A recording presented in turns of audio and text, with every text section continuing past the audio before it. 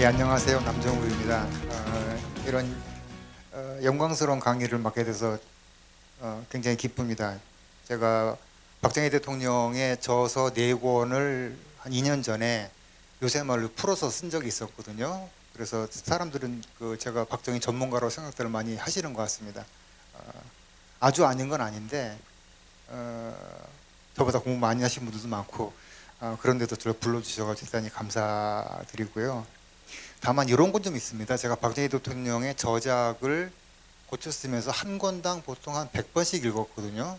그때 나중에는 막 졸고 있는데도 박정희 대통령이 옆에서 이렇게 그 얘기를 갖다 이렇게 하는 그런 식의 느낌까지 받을 정도로 거의 빙의 상태로 지냈던 적이 있었기 때문에 이분이 얼마나 간절하게 대한민국이라는 나라를 발전시키고 싶었는가라는 부분들에 대해서는 오히려 그냥 텍스트로만 이해하는 것보다 훨씬 더 제가 강렬하게 그런 걸 받았던 기억이 납니다. 제가 제목을 주식회사 대한민국 연대기라고 했는데요. 주식회사 대한민국 하게 되면 아무래도 주주는 당연히 국민들이 되겠죠. 예, 국민들이 통째로 빈곤에서 벗어났던 그 기억이 바로 1960년부터 한 75년 정도까지 상징적으로 잡은 숫자인데 75년 전부터는 남한이 북한을 앞서기 시작을 했거든요. 아무런 자원도 없는 나라가 자원 부국에 가까운 북한을 앞서가면서 조금씩 또 75년까지 나름대로 싸웠던 이 경제 저력들이 이제 그때부터 발휘했던 시기이기 때문에 주식회사 대한민국 연대라고 적어왔습니다. 잘 산다라고 말을 하면은 사람들이 이제 잘 이해를 못할 수가 있어요. 왜냐하면은 굉장히 추상적이죠. 잘 산다는 말 자체는. 예전에 이 산호맹 출신의 박노해가 그런 얘기를 했거든요. 지금은 어느 시골 농촌에 가도 안 입는 옷이 몇 벌씩 걸려 있다고요. 이게 뭐냐면은 당시에는 걸려 있을 옷이 없습니다. 옷이 딱 2개예요. 나가서 일할 때 입는 옷, 집에서 잘 때 입는 옷. 이렇게 입었거든요. 저는 그걸 약간 이제 그 비유를 다른 걸 들어가지고 신발을 얘기합니다. 신발. 지금 뭐 4인 가구도 할 경우에는 보통 집에 신발이 4켤레만 있을까요? 최소한 5배, 심한 경우는 10배 이런 경우도 많잖아요.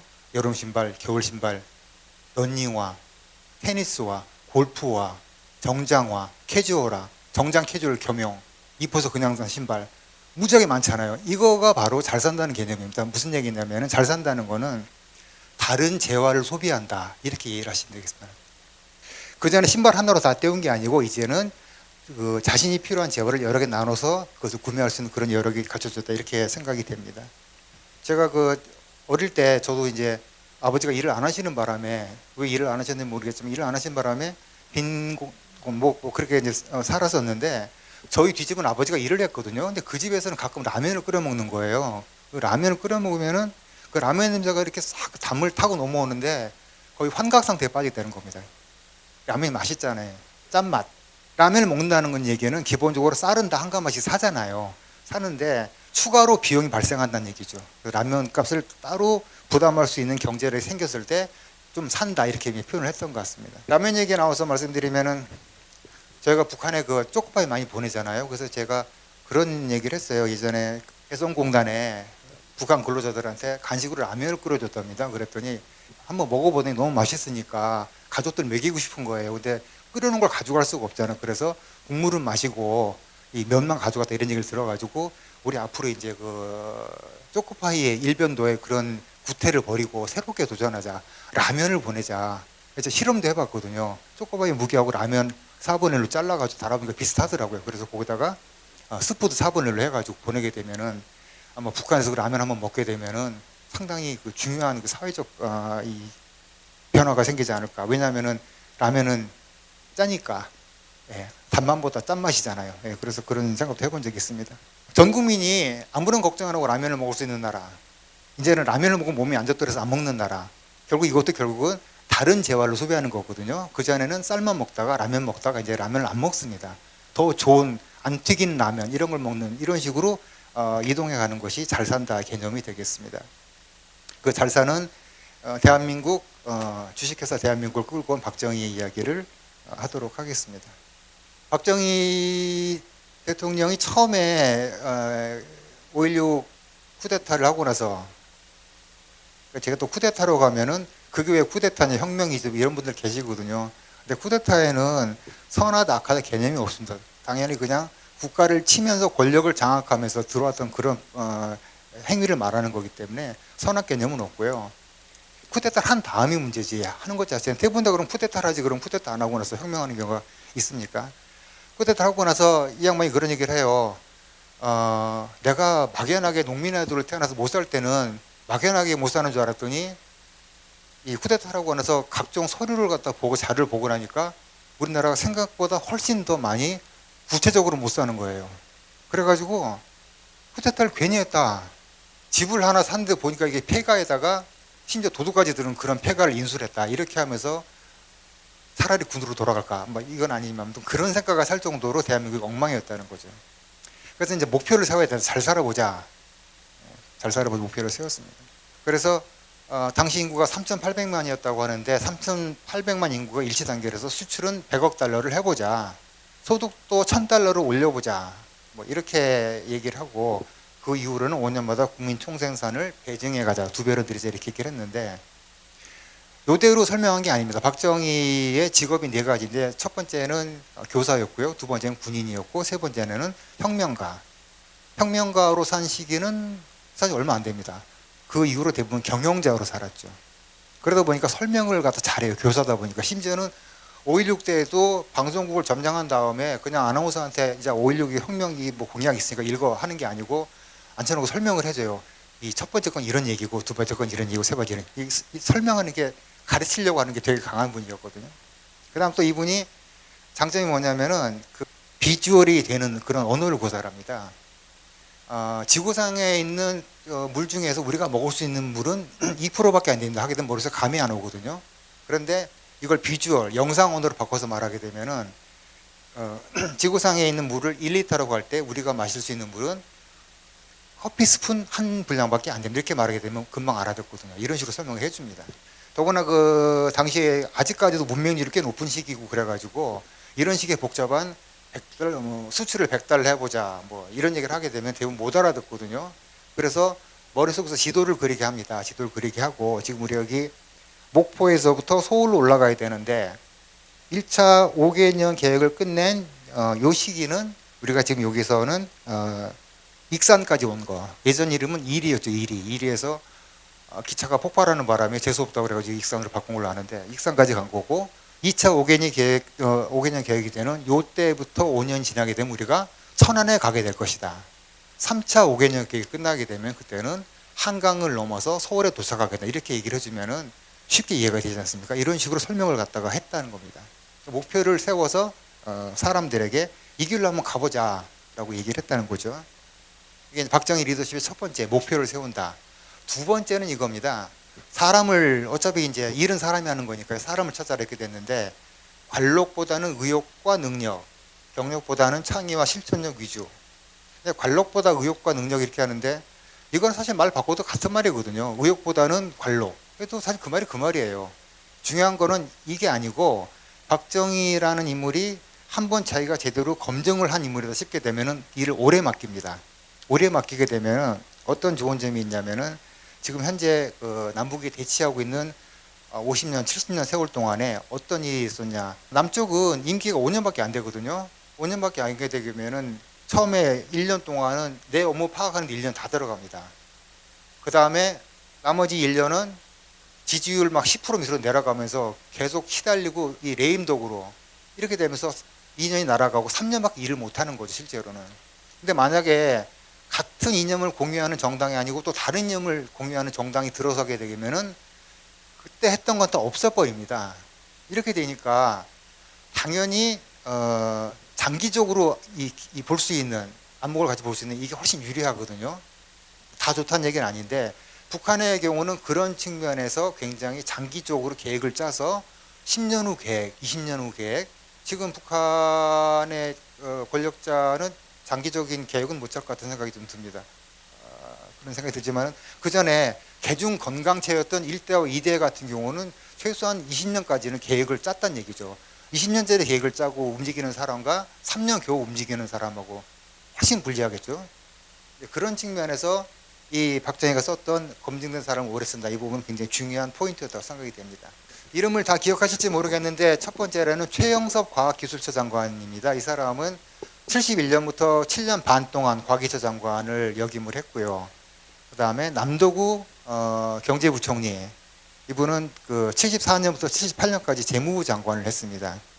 그 남도구 장관은 우리나라의 그 경제 발전에 있어서의 어떤 포인트를 짚으면서 일을 진행했던 김재익을 선발한 사람이기도 합니다. 김재익 경제수석은 버마 아웅산 때 아깝게 순직한 사람인데, 아마 지금도 경제인들이나 뭐 관료들에게 가장 인상적인 대한민국 역대 관료를 뽑으라고 하게 되면 대부분 다 김재익 씨를 뽑는 경우가 많습니다. 우리한테는 전두환의 가정교사로 많이 알려져 있어가지고 조금 떨어지는 게 있습니다만 그렇습니다. 그다음 세 번째는 김정념 대표실장인데요. 이분도 69년부터 78년까지 무려 9년 동안이나 대통령 비서실장을 했습니다. 그 다음에 오원철 경제 제2 수석 비서관, 이분도 72년부터 79년까지 박정희 사망할 때까지 수석 비서관을 했고요. 박태준 씨도 마찬가지입니다. 이 포철의 초대 회장이었죠. 이분은 60년부터 70년까지 10년 동안 재직하면서 포항제철의 철강 생산을 연간 550만 톤까지 끌어올렸는데, 우리나라 기업들의 발전사라는 뭐냐면 결국은 외국 기업들을 밟고 올라간 그런 기업사거든요. 이 바로 포철이 여러분 그 엘리베이터 타시게 되면 붙어 있는 이 독일 그룹 있습니다. 티센크루프라고, 이 티센크루프라는 굴지의 기업을 무너뜨린 그런 기업이 바로 포철이 되겠습니다. 이 사람들을 짧게는 4년에서 길게는 9년까지 중용을 하면서 업을 끌고 나갔다는 거, 이 부분이 굉장히 중요한 포인트라고 볼 수 있겠습니다. 기한을 정해라가 되겠습니다. 기한을 정하지 않으면 일이 잘 안 된다는 거는 아마 다들 아실 겁니다.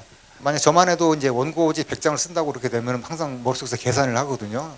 100장이면은 월요일부터 금요일까지 20장, 20장, 20장, 20장 해서 100장을 쓴 다음에 토요일, 일요일 날 다듬어가지고 납품한다 이 생각을 하는데, 다음 날은 이제 하루가 줄어들잖아요. 놀게 되면은. 그러면 이제 6일로 또 나눕니다. 6일로 하니까 그러면은 화요일부터 해서 30장, 30장 이렇게 쓰게 되게 되면은 대충 한 나흘 정도 쓰고 나서 이틀 동안 편집한다. 그럼 또 기분이 좋아져서 또 계속 놀게 돼요. 그렇게 되면 결국은 토요일까지 가가지고 오늘 밤새고 쓰기 시작하면은 아침까지 100장 다 쓸 수 있다. 뭐 이런 식으로 하게 되는데, 결국은 쓰긴 써요. 이게 중요한 건 뭐냐면은 마감이라는 건 무섭거든요. 이 마감이 닥치게 되면 사람이 자면서도 생각을 갖다 계속 하게 될 정도로 초능력이 생깁니다. 기한을 정해놓고 하지 않는 어떤 그 공부라든가 사업은 상당히 그 진척이 느릴 수밖에 없는데, 박정희는 시간을 딱 정해놓고 그 계획을 맞추는 걸로 이렇게 했습니다. 어떤 기록이 있냐면 62년도 그 1차 5개년 계획을 세울 때, 이때만 해도 연간 7.5%를 성장을 한다 이렇게 하고, 그 다음에 국민소득은 160달러를 올린다 이렇게 하기로 했는데, 뭐 특별한 무슨 뭐 보관을 가지고 한 건 아니고 그냥 이렇게 하면 좋지 않을까라고 생각을 해서 잡은 수치입니다.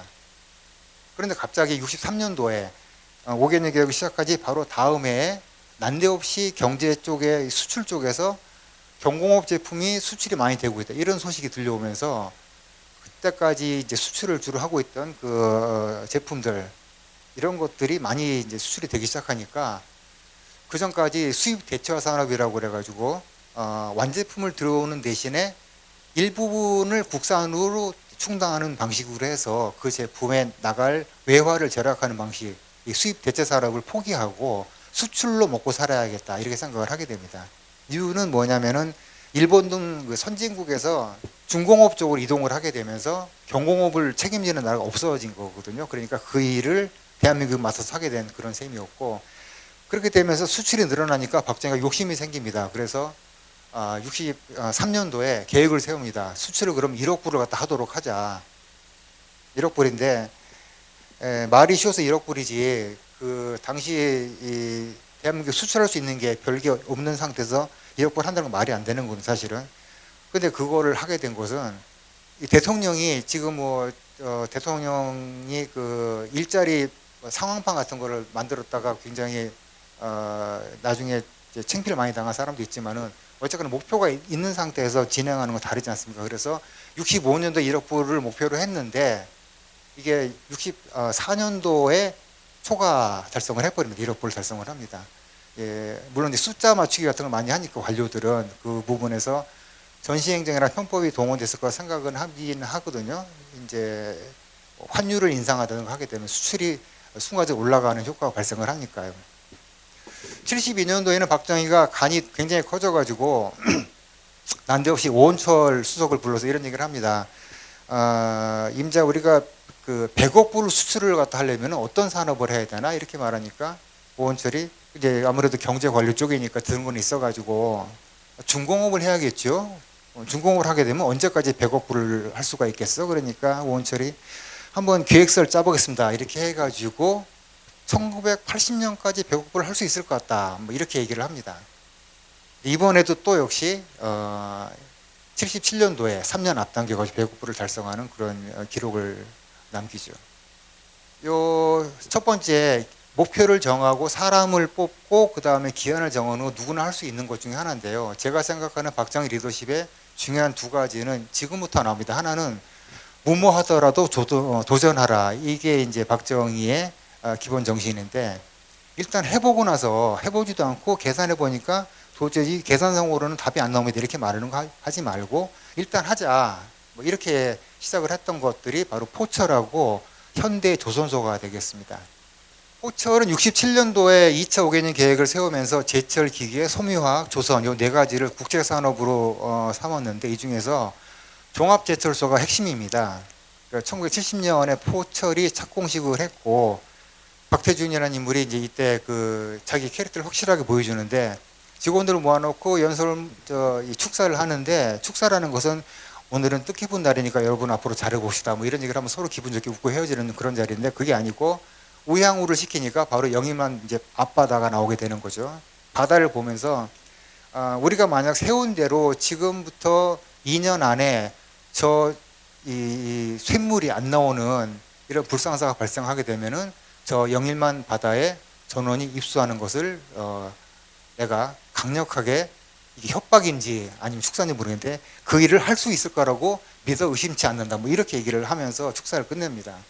근데 사람이라는 게 그래요. 들을 때는 그렇지 뭐 처음에 의혹 온 사람이 어디 있겠어 다 의혹이 있겠지라고 하는데 보니까 이 의혹이 진짜 의혹인 겁니다. 심지어는 하도 직원들을 달달 볶으니까 그 당시 포철의 본사가 서울에 있었거든요. 서울에 있는데 이 서울에 있는 본사에 박태준이 며칠이라도 올라가게 되면 숨을 돌리니까 이 직원들이 가능하면 박태준 회장이 포철 본사에 가서 오래 계시기를 간절히 바랬더니 포철 본사를 포항으로 끌고 내려오셔가지고 안 올라가죠. 이런 일을 갖다가 하시기도 했습니다. 그 뒤로 벌어진 일은 뭐냐면은 1년에 365일 그중에서 쉬는 날이 겨우 사흘밖에 주어지지 않은 정도의 강도 높은 노동을 했다는 거죠. 지금 기준으로 보게 되면은 이거는 뭐 근로기준법 위반이 아니고 인권에 해당하는 이런 인권을 침해하는 그런 식의 방식으로 포철을 운영을 했다는 얘기가 되겠습니다. 그렇게 해서 이제 10년 동안 잘 키워서 아까 말씀드린 대로 연간 550만 톤. 550만 톤이라고 그러면 여러분한테는 5,500만 톤이라고 하든 55만 톤에 와닿질 않잖아요. 결국 그 철강이 티센크루프라고 하는 독일 최고의 이 철강 회사를 무너뜨렸다는 겁니다. 자, 이제 현대 얘기를 좀 해보겠습니다. 현대는 그때 정주영 회장이 이제 있을 텐데 포철을 박태준에게 맡겼다고 그러면은 조선소라고 하는 거예요. 아까 말씀드린 그 제철, 기계, 섬유화학, 조선 중에서 조선은 정주영 회장한테 일을 맡깁니다. 그러면서 조선소를 짓고 배를 지어서 수출을 하도록 하시오라고 하니까 정주영이 조선소도 없는데 무슨 배를 짓습니까? 조선소를 만들면 되잖아요. 돈이 없지 않습니까? 빌리면 되잖아. 이렇게 해서 정주영이 영국으로 갑니다. 가서 영국을 갔더니 영국에서 현대라는 기업인데 뭐 지금 현대가 아니고 당시에는 이걸 갖다가 어떻게 읽어야 할지도 모르는 그런 회사 이름을 가지고 와서 돈을 빌려달라고 하니까 못 빌려주겠다. 정부가 보증을 쓰겠다. 못 갚으면 정부가 갚는 걸로. 니네 정부나 너네 회사나 내가 볼 때 거기서 거기다. 그래서 정주영 회장이 전해진 얘기에 의하면은 당시 그 500원 지폐에 이제 그거 보면은 이순신 장군하고 거북선이 있는데 요거가 지금으로부터 거의 한 400년 전쯤에 우리 조상들이 만들었던 배인데 당시 등짝에다 쇠까지 붙여가지고 이런 걸 만들었었다. 우리가 설마 없는 거 지어내가지고 지폐에 이렇게 실었겠냐 해가지고 돈을 좀 빌립니다. 그런데 이제 그 돈 가지고 이제 부족하니까 영국 수출 신용 보증국에서 이제 돈을 마저 좀 빌려야 되는데 여기서는 더 황당한 요구를 하는 거죠. 돈은 빌려줄 테니까 너네가 배를 짓게 되면은 배를 살 사람을 구해와라. 계약서를 가지고 오게 되면은 돈을 빌려주고 있겠다. 얘기는 뭔 얘기냐면요. 돈 안 빌려주겠다는 얘기예요. 배도 없는데 배를 팔아오라. 그 계약서 갖고 오라는 얘기는 그냥 왔다 갔다 시간 보내다가 그냥 너 포기해라 이런 얘기인데 이걸 또 가가지고 배 두 척을 그리스 선박왕에게 종종에 팔고 옵니다. 어떻게 팔았냐? 싸게 팔죠. 그래서 15%씩 싸게 팔아가지고 배 지을 돈을 배 판 돈 그 돈을 가지고 와서 영국에서 빌려온 돈하고 합쳐가지고 뭐 이렇게 조선소를 만들고 그로부터 2년 후에 배를 만들어서 납품을 하는 그런 일이 이제 실제로 벌어지게 되는 겁니다. 당시에 이제 우리나라가 제일 잘하던 게 돈 빌리는 거였던 것 같은데 얼마나 외국에서 차관을 잘 끌어오느냐 이런 거가 아주 어떻게 보면은 사업을 끌고 가는 사람들이 가장 중요한 것 중에 하나였는데 정주영은 영국으로 보내놓고 박정희는 서독으로 갑니다. 나는 여기서 빌리겠음. 그래서 서독에 가서 이제 리프케 대통령도 만나고 에르하르트 총리를 만나는데 실무는 이제 에르하르트 총리하고 하니까요. 가서 얘기를 합니다.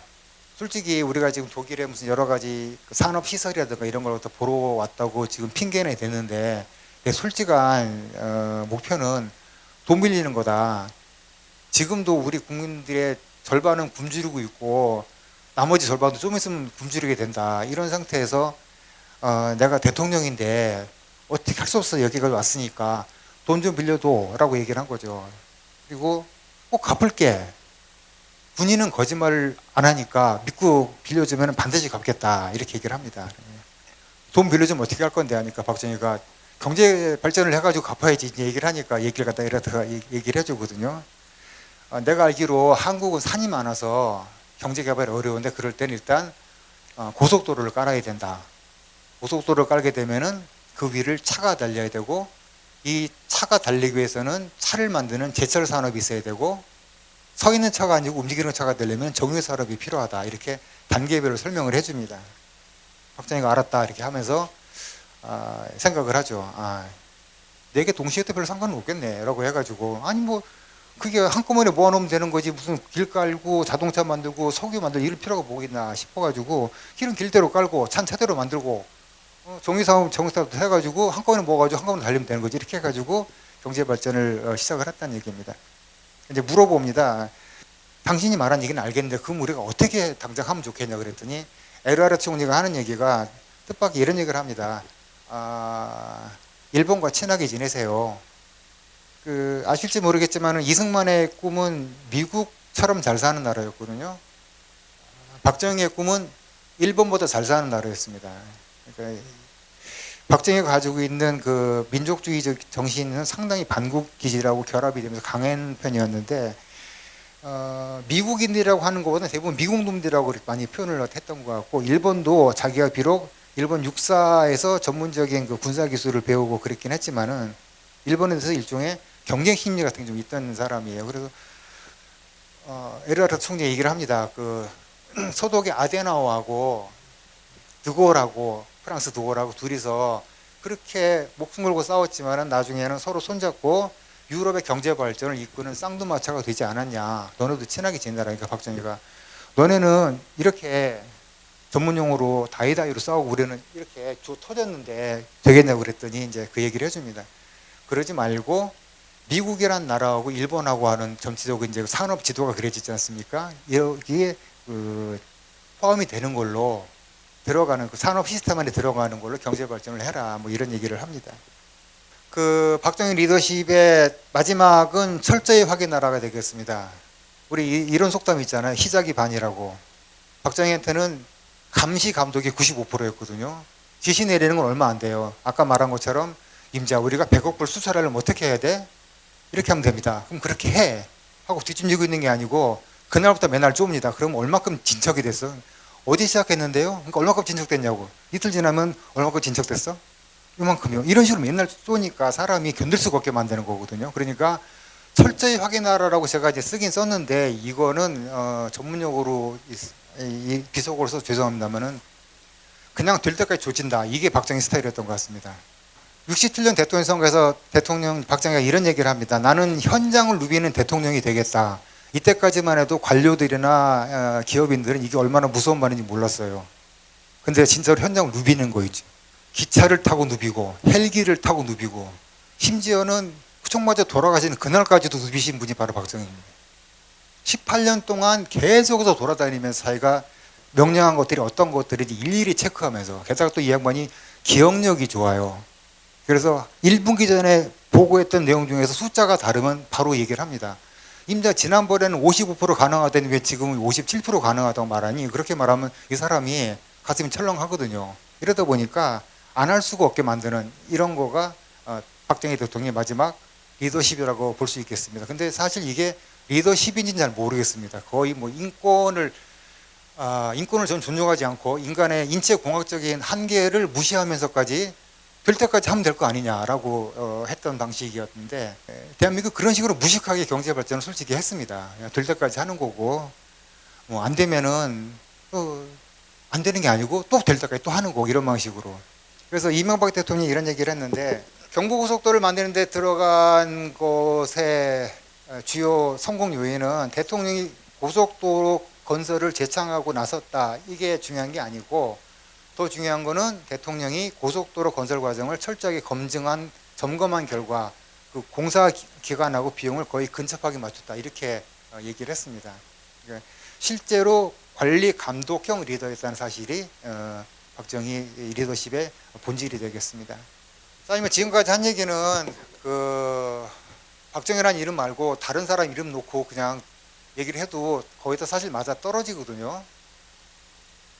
근데 박정희가 이 부분에서 다른 경제 리더들보다 아주 특별하게 차이가 났던 부분은 경제에다 파트너를 붙여줬다는 겁니다. 경제 혼자 달리는 것이 아니고 혼자는 못 간다. 둘이 가야 된다. 뭐가 같이 가야 되느냐. 믿어지지 않지만은 문화가 같이 가지 않으면은 경제 발전이라는 것은 계속 지속 가능하지도 않고 동력도 떨어질 뿐만 아니라 결국은 오랫동안 문화가 받쳐주지 않은 경제라는 것은 사상 누각에 불과하고 어떻게 보면은 졸부 같은 느낌의 경제 발전밖에 못한다. 우리가 자부심을 가지고 배를 만드는 거하고 그냥 무조건 배 만들어서 파는 거하고 다르다. 이런 측면에서 문화가 중요하다. 이런 얘기를 했다는 겁니다. 요 사진이 첨성대 사진인데요. 당시 이제 우리나라가 문화를 소비하는 방식입니다. 우리나라는 그 당시에는 문화를 시각적으로 소화하는 게 아니고 신체 접촉을 통해서 실제적으로 소비하는 방식으로 문화재를 접했던 그런 나라였습니다. 그러니까 어디 명산이나 뭐 고철 같은 데 가게 되면은 감상을 하는 것이 아니고 거기다 이제 필기를 하거나 뭐 이런 것들을 통해서 예술과 한 몸이 되는 문화와 한 몸이 되는 이런 방식으로 문화를 생각하던 그런 우아한 민족이었는데 난데없이 그게 중요한 게 아니고 우리가 전통 문화를 가지고 와서 경제와 같이 끌고 가지 않으면은 안 된다라고 박정희가 주장을 했다는 얘기죠. 여기는 이제 약간의 박정희가 가지고 있는 예술적인 캐릭터가 중요하게 작동을 합니다. 실제로 박정희는 그림도 좀 그렸고요, 글도 좀 썼고, 시도 썼고, 그 다음에 음악도 직접 만드는 이런 다각도의 이제 음악적 재능을 가지고 있었는데 자기가 이를테면 이런 겁니다. 문화적 소양이 없는 사람은 내가 돈이 많더라도 사람들과 얘기할 때 이렇게 떳떳하지 못하고 괜히 자꾸 주눅 드는 게 있습니다. 그런데 문화적 소양이 있는 사람들은 비록 지금 내가 경제적으로 굉장히 바닥이라 하더라도 마지막 자존심은 남아있게 되거든요. 이런 부분입니다. 그래서 제가 맨날 빈곤층을 위해서 애들한테 학교 교육을 갖다 보충시킬 게 아니고 애들한테 문화예술 교육을 시켜줘야 된다고 자꾸 얘기를 하는 것 중에 하나가 바로 그런 이유입니다. 어떤 스스로에 대한 존중감을 갖추지 못할 때 인간이 가장 빨리 무너지기 때문에, 그러니까 당시 이제 우리나라 사람들을 비하하던 말이 두 가지가 있는데 엽전하고 집신이라고 그랬습니다. 집신. 그런 식의 자기 비하가 아주 습관이 되어 있던 그런 나라에서 아니다, 우리도 알고 보면 문화민족이다. 문화민족이라고 하니까 사람들이 물어봅니다. 우리가 어디가 문화민족이에요? 그랬더니 박정희가 이런 걸 보여줍니다. 현충사, 뭐 아산 윤봉길 의사 유적, 뭐 최영장군 유적, 경주 무열왕릉, 오죽헌, 뭐 남원 광안루, 부석사, 법주사, 서울로 올라오게 되면은 경복궁, 창경원, 덕수궁, 숭례문 이런 것들이 우리 문화다 하니까 사람들이 그래요. 창경원은 동물원이 있는 데잖아요. 그게 아니고 이것은 우리 궁중에서 일제시대 때 용도 변경을 하는 바람에 거기서 동물들이 살았을 뿐이지 거기서 우리 왕족들이 살던 데다 이런 식으로 설명을 해주면서 사실 우리가 가지고 있는 이 문화라는 거는 생각보다 꽤 괜찮은데 우리가 자꾸 우리 것을 낮춰서 보다 보니까 이렇게 된 거다. 그러니까 우리가 이 오래된 문화재들을 부각시키고 여기다가 의미를 부여해서 우리가 자부심을 좀 갖도록 하자. 이렇게 얘기를 하면서 민족문화 창달이라고 하는 작업에 들어갑니다. 그 부분에서 이제 박정희가 이런 걸 하거든요. 68년도 연두 기자회견에서 제2경제라는 설명을 합니다. 박정희가 일종의 카피라이터 기질이 있어가지고 말을 되게 잘 만들거든요. 그래서 어느 해에 그 표가 올해는 일하는 해 이렇게 표를 잡으면은 그 다음에는 이렇게 잡습니다. 올해는 더 일하는 해 이런 식으로 약간의 언어적인 변화를 줌으로써 카피라이터의 역할을 했는데 그 머리로도 자기가 생각하고 있는 경제와 같이 가야 되는 이 문화에 대한 이걸 명칭을 못 붙이는 거예요. 이걸 뭐라고 붙여야 되느냐. 그래서 억지로 찾아낸 말이 제2경제입니다. 제가 한번 천천히 읽어볼 텐데요. 본인이 일단 그 얘기를 합니다. 제2경제란 말은 지금까지 우리가 사용하던 학술적 용어도 아니고 듣보잡이라는 얘기죠. 어떤 학문적인 그런 개념도 아닙니다. 근거가 없다는 얘기죠. 내가 생각해낸 단어인데 그러니까 내 발명품이다. 이것이 부적당하다면 적당한 말로 고쳐도 무방하다고 생각합니다. 니네가 되겠냐 뭐 이런 거죠. 다만 그 뜻은 우리가 경제를 건설하는 데 있어서 눈에 보이는 외형적인 물질적인 면에 대해서만 우리가 노력하면 안 된다. 동시에 정신적인 자세가 올바라야지 경제 건설과 근대화도 효과적으로 촉진되지 않겠느냐 이런 취지다. 종종 우리가 말하던 뭐 증산이라든가 수출, 건설 이런 것들은 눈에 보인다. 이것을 제1경제라고 한다면은 지금 우리가 내가 말하고 있는 이 눈에 보이지 않는 정신적인 면이라든가 또 우리의 마음가짐 이런 것들이 우리 국민이 근대화를 하는 데 있어서 철학적 바탕이 되는 기초가 되기 때문에 이것을 눈에 보이고 가시적인 제1경제에 대비해서 제2경제로 부를 수 있지 않겠느냐라고 얘기를 합니다. 지금 그로부터 60년 가까이 지나가지고 들으니까 무슨 말인지 알겠는데 당시에는 아마 잘 못 알아듣을 것 같아요. 결국 이럴 때는 직접 보여줘야 됩니다. 그래서 박정희는 이제 문화 작업을 하는데 요걸 보면은 얼마나 박정희가 문화에 대해서 이제 높이 평가를 했는가 알 수가 있습니다. 1961년도 12월 27일 날 문화재 보호법이 통과가 됩니다. 61년 12월 27일이면은 쿠데타 일으킨 지 얼마 되지도 않았거든요. 민생고 해결한다고 하더니 갑자기 문화재를 보호하겠다고 하니까 사람들이 황당하죠. 이만큼 박정희 머릿속에는 문화가 같이 가지 않는 경제란 불가능하다라는 생각이 딱 박혀 있었던 얘기입니다. 보호법이 이렇게 됩니다. 제2조 문화재 정의를 보게 되면은 본법에서 문화재라 하면 다음에 계기하는 것을 다음에 해당하는 것을 말한다. 1. 건조물 2. 연극 음악 3번 고분 패총 4. 의식주 생업 신앙 이렇게 얘기를 하는데 보시면은 1번하고 3번하고 4번은 눈에 보이는 가시적인 문화재입니다. 그런데 여기서 박정희가 연극, 음악, 무용, 공예, 기술 이런 무형의 문화적 소산도 무형문화재라고 정한다. 이런 게 나오거든요. 상당히 진보적인 시각인데 문화재 보호법에서 무형문화재를 중국이 지정을 한 게 2011년입니다. 그러니까 문화재가 중요하다는 건 아는데 눈에 보이지 않는 문화재까지 중요하다고 생각한 거는 그만큼 늦게 시작한 게 중국이거든요. 그런데 이미 박정희는 그것을 까마득한 오래전에 준비를 했고 64년도에 제1호로 지정된 게 종모 재래학이고요. 우리가 잘 알고 있는 강강술래는 66년도에 8호로 제정이 됩니다. 이렇게 해서 문화재보호법을 만들었고요. 73년에는 이런 표어를 씁니다. 민족 예술의 창달. 이게 박정희가 가지고 있는 문화예술의 가장 큰 그림이고 성과이고 업적인 동시에 어떤 한계가 될 것 같습니다. 민족 예술의 창달. 이 사람은 앙드레 말로라고 하는 프랑스의 소설가입니다. 앙드레 말로를 모르더라도 이 사람이 한 말은 꽤 많이 사람들이 알고 있는데, 오랫동안 꿈을 그리는 사람은 마침내 그 꿈을 닮아간다. 뭐 이렇게 현실의 고단함을 잊을 수 있는 그런 말을 한 사람인데, 이 사람이 드골 정권 하에서 문화장관을 역임을 했습니다. 그런데 이 사람은 항상 문화가 우선하고 다른 것보다 항상 문화와 개인의 자유를 중시하고 이랬던 사람이거든요. 실제 자기가 문화인이었으니까. 이 문화와 박정희가 생각하는 문화는 조금 달랐습니다. 박정희는 어떻게 보면은 문화를 이용하는 거죠. 문화와 같이 가는, 경제와 같이 가는 파트너로서의 문화를 얘기했고, 박정희가 계속해서 이렇게 문화를 밀어붙일 수 있었던 그 원동력 중에 하나가 본인이 실제 약간 문화인이었기 때문에 가능했던 요소도 저는 있다고 생각을 합니다. 박정희는 그 회화에도 약간의 소질이 있었고, 심지어는 보면은 경부고속도로 스케치한 걸 보면은 마치 수철을 그리기 위해서 밑그림 그리는 그런 느낌까지 들 정도로 아주 정확하게 표현을 하고 있습니다. 경부고속도로를 이렇게 지어야 된다. 대충 뭐 선 몇 개 그어놓고 나서 이 선은 이거라고 칩시다 이렇게 말하는 게 아니고 정확하게 사람들이 보면은 누구나 알 수 있게 그림을 그릴 정도 실력이 됐다는 얘기죠. 제가 개인적으로 가장 높이 평가하는 박정희의 예술적인 재능은 음악적 재능입니다. 음악적 재능은 제가 아까 설명을 드렸는지 모르겠는데, 박정희가 포병장교 출신이라고 그랬잖아요. 포병장교는 숫자 계산이 제일 첫 번째입니다. 내가 날린 폭탄이 적의 머리에 맞느냐, 적의 뒤로 날아가느냐 계산하는 게 숫자 계산인데, 숫자하고 음악은 통하거든요. 수하고 음이 같습니다.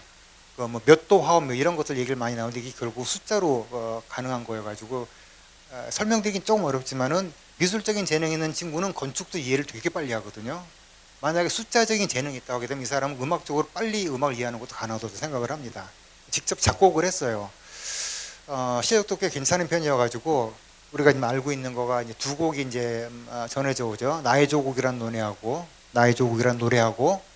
그다음에 새마을 노래, 이렇게 두 개를 합니다.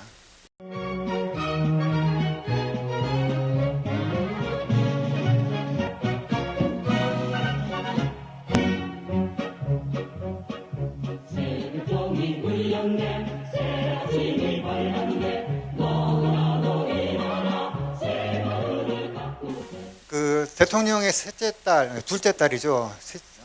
이 음대를 다닌 걸로 제가 아는데, 그래서 사람들이 박정희가 뭐 만드냐, 박정희 대충 흥으로 하면 딸이 받아 적었겠지 이렇게 얘기를 하는데, 실제 만들었다고 합니다. 거의 틀을 만들어 놓고 나서 나중에 전문가가 와서 다듬기만 했다고 하는데, 다듬는 게 만들어주는 거 아니냐 이렇게 생각할지 모르지만은, 실제로 프로 뮤지션들도 기본적인 음악 초안을 만들어가게 되면 PD가 음악을 갖다 다 고쳐줍니다. 그래서 우리가 아는 그 유명한 비틀즈도 노래를 만들어가면 조지 마틴이라는 PD가 많이 고치거든요. 그만큼 이제 고치는 과정은 당연한 거고, 초반에 어떤 아이디어를 내가지고 곡을 만들어내느냐 이게 중요한데, 이 가능했던 인물이 바로 박정희입니다. 새벽정이 울렸네, 뭐 새벽정이 밝았네 이렇게 시작하는 이 노래를 어릴 때 많이 불렀던 기억이 나는데요.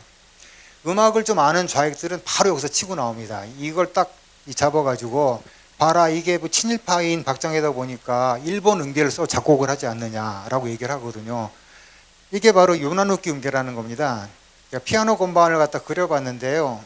빨간 점 찍은 부분을 빼는 겁니다. 일본어로 요츠가 네 번째고 나나츠가 일곱 번째인데, 누끼라고 해서 보통 이제 뺀다, 아니면 잘라낸다 이런 용도로 많이 쓰거든요. 그래서 파하고 시가 빠져 있는 도레미솔라가 요나누키 장음계가 되겠습니다. 그러면 아까 이런 걸 전혀 원하지 않으시겠지만은, 이 새벽증 훈련을 갖다가 다장조로 바꿔서 부르게 되면 솔라 도라 레레레 솔솔 미레 미미 레미 솔솔라 솔 이렇게 돼가지고 도레미솔라 이 음계만 가지고 노래가 만들어지는 거거든요. 이 일본 음계가 맞습니다.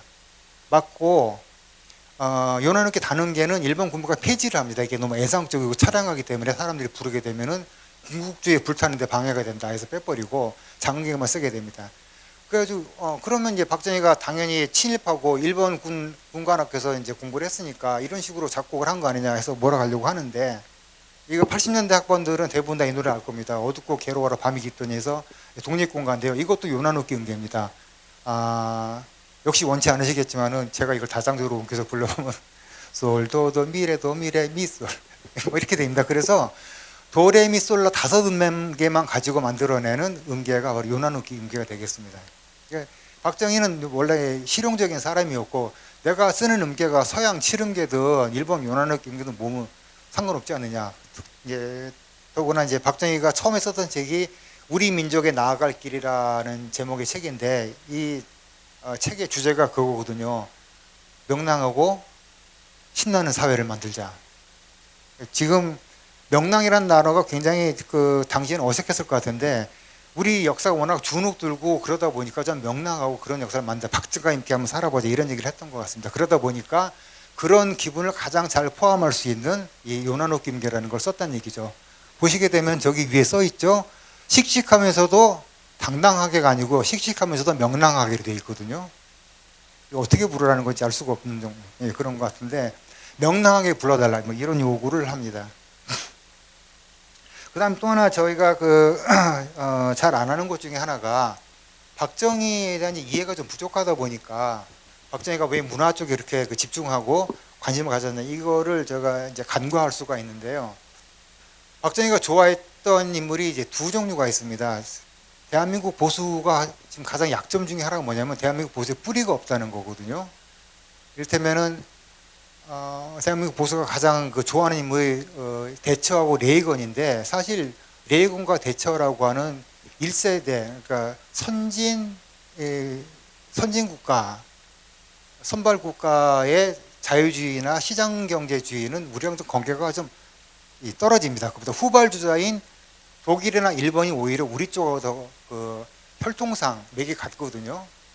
일본이 독일을 베꼈고, 그 다음에 박정희가 많이 봤던 거가 일본의 문명을 봤기 때문에 일본을 따라하는 건 당연하겠죠. 그러니까 우리한테는 혈통이 대한민국, 일본, 독일 이런 식으로 이어지게 된다는 얘기입니다.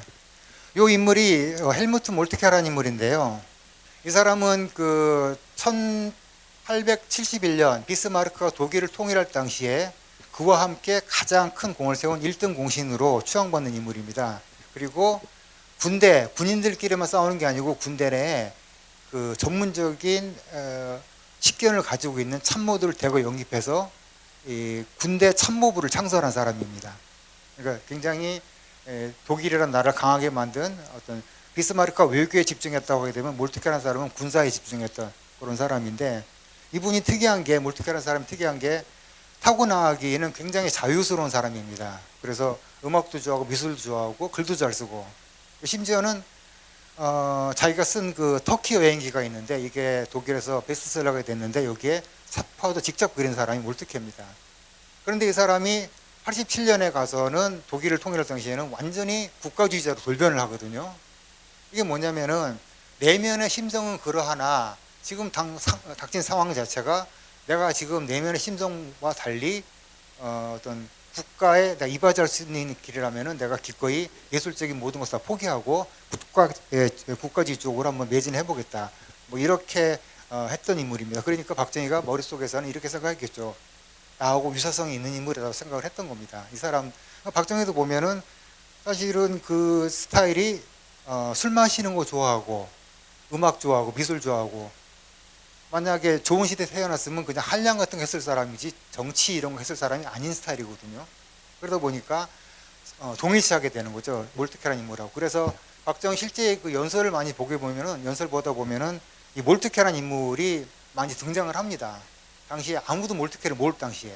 그다음 또 하나가 일본 2.16 사태의 사상적 지도자였던 기타이키라는 인물이 있는데, 이 사람도 마찬가지로 아주 극단적인 자유주의자입니다.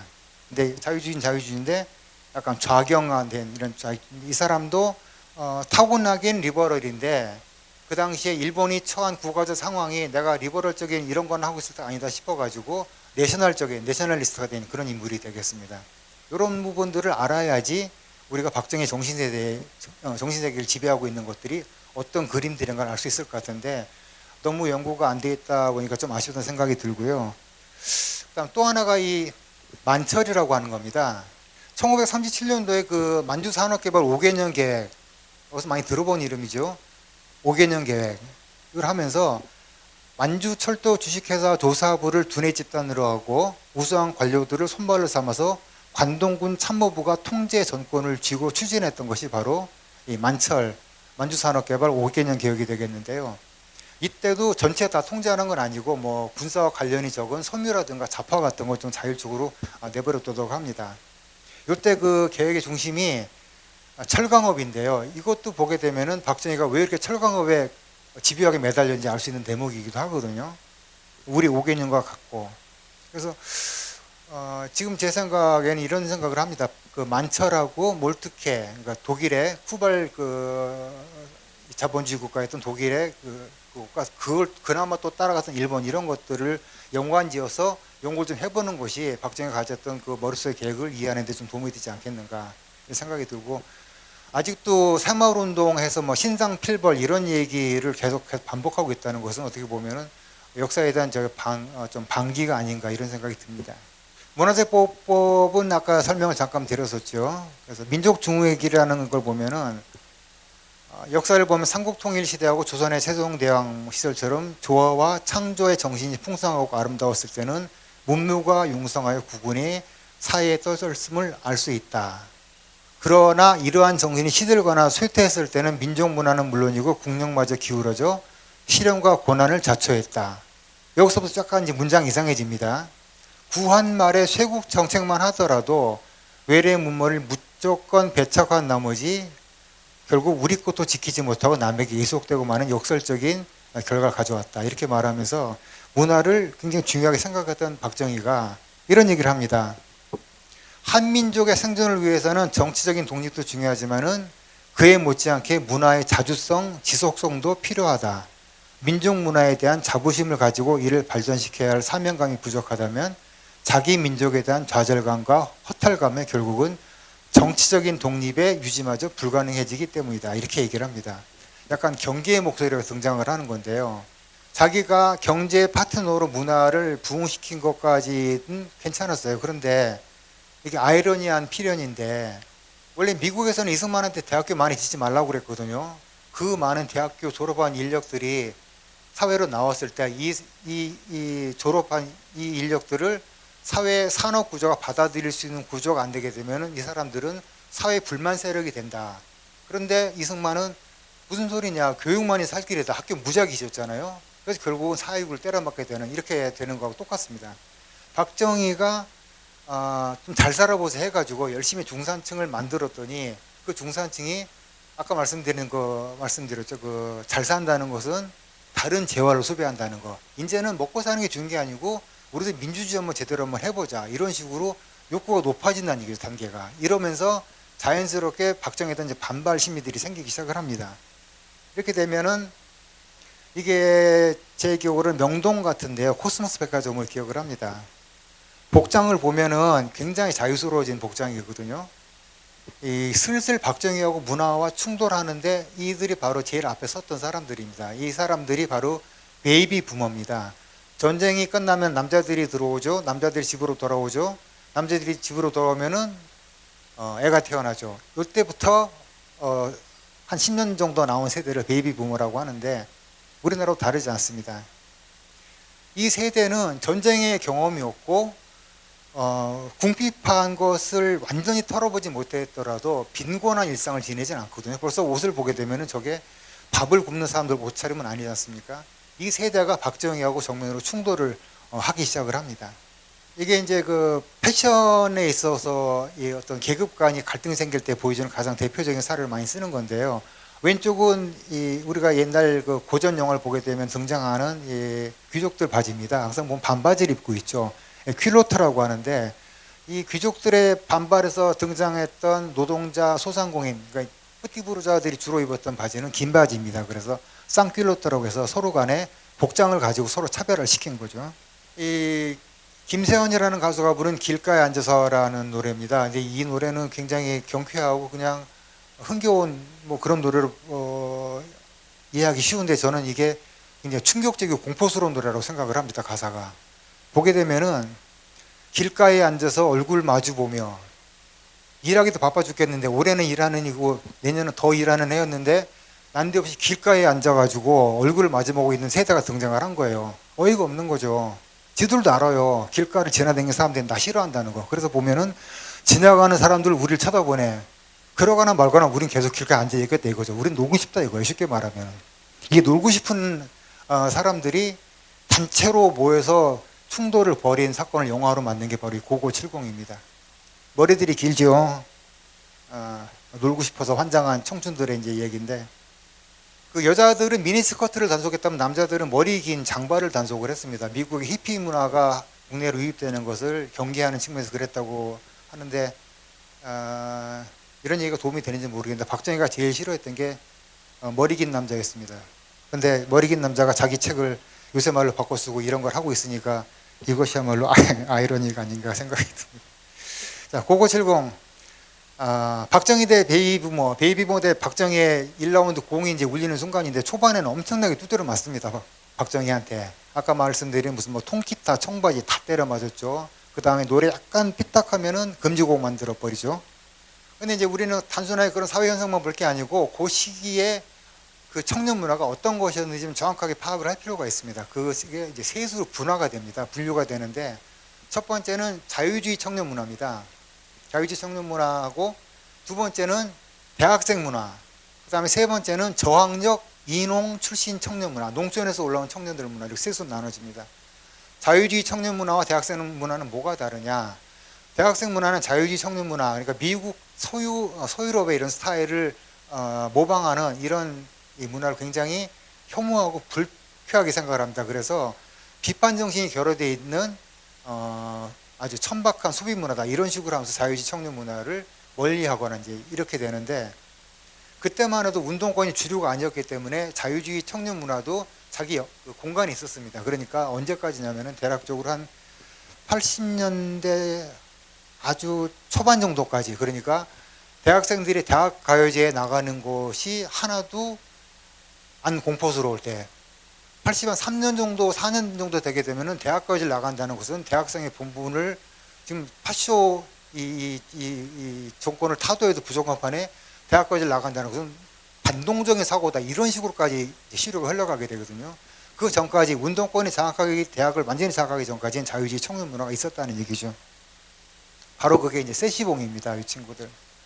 영화 보신 분들은 이제 알겠지만은 윤영주하고 송창식이 두 사람과 그리고 같이 활동을 처음 시작했지만은 앨범은 같이 모인 비운의 베이스, 실제 그 인물이 있습니다. 그 베이스 보컬 이야기를 다룬 작품이고 마지막에는 대마초로 해서 이제 그 파국이 나는 이런 영화였죠. 이게 바로 자유주의 청년 문화입니다. 이 사람들의 특징은 뭐냐? 팝송을 부릅니다. 대학생 문화는 이렇게 됩니다. 팝송 안 부릅니다. 민요 부릅니다. 창 부르고 이런 거 하면서 완전히 달라지는 거죠. 저기 보면은 이제 그 한국 포크 음악의 아주 큰 이제 어떤 분기점이 된 김민기라는 인물도 등장을 하고요. 제일 밑에는 옆에는 이제 한대수라는 가수인데, 당시에는 어떻게든지 앨범 자켓을 이쁘고 잘생기게 찍어야 된다는 강박증 내지는 통념이 있었는데, 저런 얼굴로 앨범을 내면서 기성세대한테 나 싫지 이런 식으로 도발적인 이제 앨범 자켓이었거든요. 바로 이런 것들이 전통 예술에 기반을 둔 대학생 문화하고, 포크는 포크이되 반전, 그 다음에 반독재 쪽에 서 있는 이런 문화들이 합쳐져서 이게 만들어지게 됩니다. 그럼 세 번째가 이제 잘 아는 남진 나오나로 대표되는 이제 이농 출신 저항적 청년 문화가 되겠습니다. 오빠 부대를 창설한 두 사람이죠. 처음에 사람인데, 이 굉장히 차이가 많이 나는 거가 대학생 문화는 남진 나오는 노래를 부르지 않습니다. 왜냐하면 그것을 부르는 것은 대학생스럽지 않기 때문에. 대학생 문화는 절대로 자유주의 문화 팝송을 부르지 않습니다. 이농 출신 저학년 청신 문화는 팝송도 부르지 않고 민요도 부르지 않습니다. 우리는 오로지 남진과 나훈아만 부릅니다. 이렇게 돼서 서로 간의 영역이 다 달랐던 거죠. 그러면 박정희는 최소한 이 중에 하나 정도하고는 손을 잡았으면 어땠을까 생각이 듭니다. 물론 이제 손 잡을 수 있는 한계가 있죠. 그 대학생 문화는 손잡을 수가 없는 거죠. 자기를 갖다 반대하고 나선 쪽이니까. 그러면 좀 더 생각을 화끈하게 밀고 나가가지고 아니 젊은 친구들이 놀고 싶은 건 당연한 거지. 그러면 자유주의 대학생 문화를 내가 밀어줘야겠다 해가지고 하나를 포섭했더라고 그러면은 대학생 집단 전체하고 충돌 나는 이런 건 없었을 텐데 자유주의 대학생 문화는 퇴폐하고 몰아가지고 척을 지고 남진 나오나 이쪽은 노동자들이 많다는 이유로 해서 그때는 이제 노동자들하고 박정희가 사이가 그렇게 좋지 않을 시절이니까 이렇게 되면서 여기도 척을 지게 되면서 이 세 군데와 동시에 적을 만드는 이런 상황이 발생을 하게 된 겁니다. 그러다 보니까 결과적으로 대학생 문화가 이 승리를 거두면서 자유주의 청년 문화는 싹을 이제 싹 피우려던 싹 자체가 없어져 버렸고 인홍 출신의 저학년 문화도 이 대학생 문화와 합쳐지게 됩니다. 왜냐하면 대학생 문화가 노동 현장으로 파고들면서 남진과 나오나도 좋지만은 우리 민요는 더 좋아라고 하면서 그때부터 이런 의식화된 노래들 부르기 시작을 하거든요. 이렇게 되면서 청년 문화 자체가 완전히 좌경화 쪽으로 이제 흘러가게 되는 거죠. 대한민국만 그랬냐면 그런 게 아니고요. 68년도를 기점으로 해서 서유럽에서 학생운동이 좌경화로 되면서 전반적으로 다 퍼져나간 흐름 중에 하나고요. 역시 마찬가지로 그쪽 그 문화의 세례를 받고 왔던 사람들이 이쪽 문화 쪽에 이제 개입을 하게 되면서 박정희하고는 완전히 이제 등을 돌리게 되는 게 발생을 하는 거죠. 문화 대통령 박정희라고 제가 이제 얘기를 했습니다만은 성취하고 한계가 뚜렷한 그런 대통령이었죠. 예술적인 대통령인 것도 맞고 다 좋은데 성취를 한다면은 국난 극복의 유적, 민족 사상 선연대 유적, 전통 문화를 발굴하는 이런 세 가지를 이제 대부분 다 했다고 하게 되면은 민족 예술의 창달 이 부분이 박정희 예술에 있어서의 어떤 한계를 말해주는 게 아닌가 생각이 됩니다. 왜냐하면 예술 앞에는 아무런 단어가 붙을 수가 없기 때문이거든요. 예전에 뭐 적절한 비유인지 모르겠으나 노무현이 그런 얘기를 했거든요. 보수 앞에는 이런 보수 저런 보수 다 갖다 붙여놔도 결국 보수다라고 말한 것처럼 본질이 있을 경우에 앞에 뭐가 붙게 되면은 그거는 그게 아니라는 반증이기도 합니다. 자유민주주의 앞에 무슨 단어를 붙이게 되면 자유민주주의가 아니라는 얘기하고 똑같은 그런 식이 되는 거거든요. 그래서 이게 박정희가 가지고 있던 한계점이었다는 것을 말씀드리고 싶습니다.